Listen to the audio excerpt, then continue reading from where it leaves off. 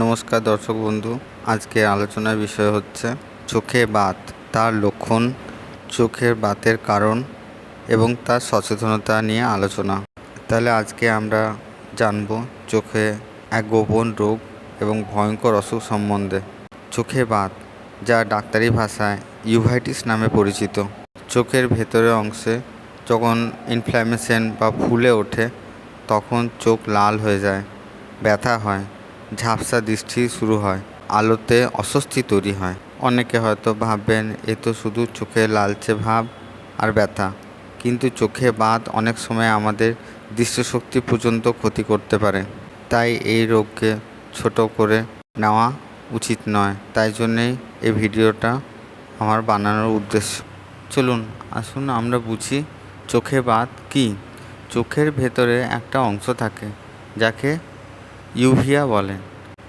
যখন এই অংশের প্রদাহ বা ইনফ্ল্যামেশন বা ফোলা বা জ্বালা শুরু হয় তখন তাকে চোখের বাত বা ইউভাইটিস বলা হয়।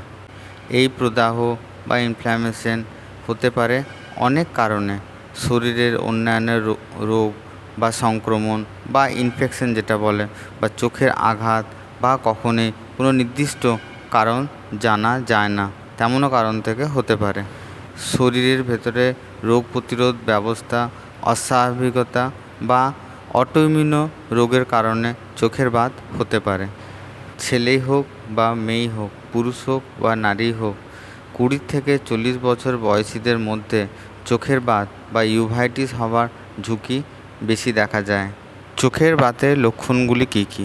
চোখে লাল হয়ে যাওয়া বা খুব সহজেই চোখের পরিচিত রেডনেস থেকে কিছুটা আলাদা লাগা, চোখে প্রচণ্ড ব্যথার অনুভূত হওয়া, বিশেষ করে রাতের দিকে ব্যথা বৃদ্ধি পাওয়া, চোখে জল পড়া ও ঝাপসা দৃষ্টি বা দৃষ্টিশক্তি কমে যাওয়া, আলোতে অস্বস্তি বা আলোতে চোখ ঝাপসা হওয়া, যেটাকে ফোটোফোবিয়াও বলা হয়। চোখের পাতা কিছুটা ফুলে যায় এবং চোখ নাড়াতেও বেশ কষ্ট হয়। চোখের ভেতরে ভাসমান ডট বা কিছুটা দাগ দেখা যায় বা ছোপ ছোপ দেখা যায়, যেটাকে ফ্লোটাস বলে, যেগুলো ভেসে ভেসে বেড়ায় চোখের মধ্যে। খোলা আকাশের মধ্যে তাকালে দেখা যায় যে সেগুলো ঘুরে ঘুরে বেড়াচ্ছে, এগুলোকে ফ্লোটাস বলছে। দৃষ্টিশক্তি কমে যায়। এরকম যদি হয় তাহলে দ্রুত চিকিৎসকের পরামর্শ নিতে হবে বা অপথলমোলজিস্টকে দেখাতে হবে, বা চোখের ডাক্তার দেখানো অত্যন্ত জরুরি। কোন কোন মানুষ চোখের বাতের ঝুঁকি বেশি?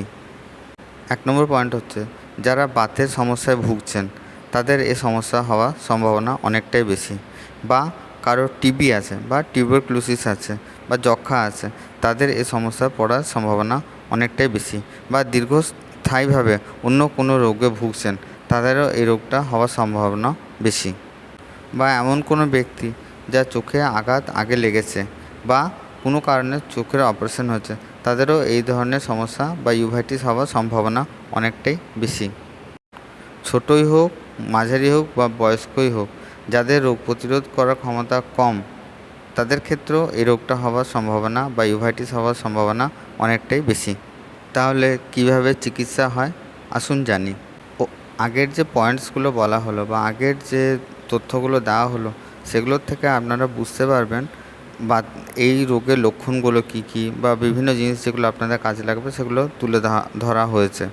তাহলে এবার আমরা যেদিকে ফোকাস করছি সেটা হচ্ছে এই রোগের চিকিৎসাটা কীভাবে এগোয় সেটা জেনে রাখা ভালো। কিন্তু এইটা চিকিৎসা পদ্ধতি না, চিকিৎসক মহাশয় এই রোগের চিকিৎসা করতে পারেন যারা অপথলমোলজিস্ট বা চোখের এই বিষয়ে বিশারদ আছেন তারা। তো অপথলমোলজিস্টরা কী করেন, চোখের যে স্বচ্ছ অংশ পরীক্ষা করে দেখেন, তা বুঝতে হয় যে কোথায় ইনফ্ল্যামেশন বা প্রদাহটা আছে। সামান্য যদি বাত হয় তাহলে কী করে, যে স্টেরয়েড গ্রুপের কোনো ওষুধ দিতে পারেন তারা, যা চোখের এই ইনফ্ল্যামেশন বা প্রদাহটাকে কমাতে সাহায্য করে।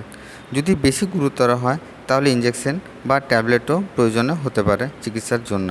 কখনো কখনো অ্যান্টিবায়োটিক বা অ্যান্টিভাইরাল ড্রাগ প্রয়োগ করতে হয় চিকিৎসকদের, যাতে সংক্রমণটা আটকে যায়।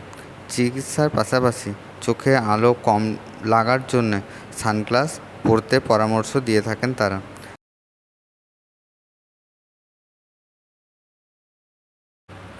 ইউভাইটিস হলে এবং এরকম ধরনের যদি সমস্যা থেকে থাকে তাহলে নিয়মিত অপথলমোলজিস্ট বা চক্ষু বিশেষজ্ঞের পরামর্শ নিয়ে চলা উচিত, যাতে গ্লুকোমা বা রেটিনার সমস্যা বা স্থায়ী অন্ধত্ব যাতে রোধ করা যায়। এ সময় হোম রেমেডি হোক বা ঘরোয়া পদ্ধতি যেটা বলছেন পদ্ধতি ভুল বা এর সম্বন্ধে ভুল ওষুধ ব্যবহার করা বা নিজেই কিছু ডাক্তারি করলেন, এরকম জিনিস থেকে একদম বিরত থাকা উচিত। চোখের যত্ন ও সচেতনতা এটা অন্যতম গুরুত্বপূর্ণ একটা পয়েন্ট। তাহলে এই বিষয় নিয়ে এবার আলোচনা করছি। চোখের লাল ভাব বা ব্যথা শুরু হলে অবহেলা করবেন না, পরীক্ষা করান। ইউভাইটিস হওয়ার সম্ভাবনা যদি থাকে তাহলে চক্ষু বিশেষজ্ঞ এটা প্রথম দিকেই ধরতে পারবেন।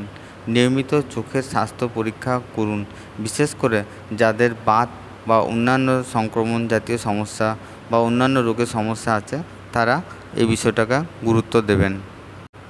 পুষ্টিকর খাবার অনেক রোগ থেকে আপনাকে প্রতিরোধ করতে পারে এবং পর্যাপ্ত বিশ্রাম, রেস্ট নিজেও একটা মেডিসিন, প্রতিরোধ ক্ষমতা এরাও বাড়াতে পারে। তাহলে কী হলো, পুষ্টিকর খাবার এবং পর্যাপ্ত বিশ্রাম যদি আপনি করেন নিয়মিতভাবে এবং নিয়মিতভাবে পুষ্টিকর খাবার খান, তাহলে এই জাতীয় সমস্যা থেকে অনেকটাই রেহাই পাবেন।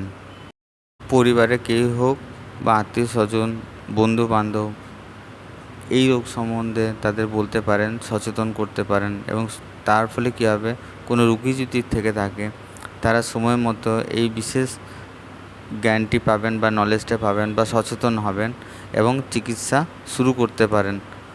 এবং চিকিৎসক মাসে শুরুতেই রোগটা বুঝতে পারলে খুব দ্রুত চিকিৎসা সম্ভব এবং রোগী অনেকটাই এই রোগ থেকে বেরিয়ে আসার সম্ভাবনা অনেকটাই বেশি এবং ভালো হয়ে যাবেন তাড়াতাড়ি, এটাই আশা করা যায়।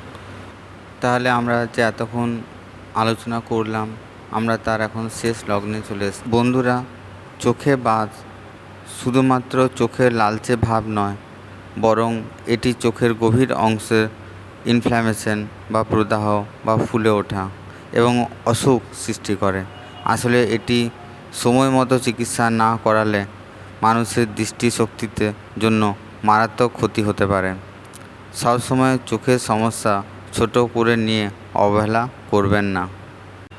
চোখে ব্যথা, লাল ভাব, চোখে ঝাপসা বা কোনো অস্বস্তি হলে দ্রুত একজন ভালো চক্ষু বিশেষজ্ঞের পরামর্শ নিন।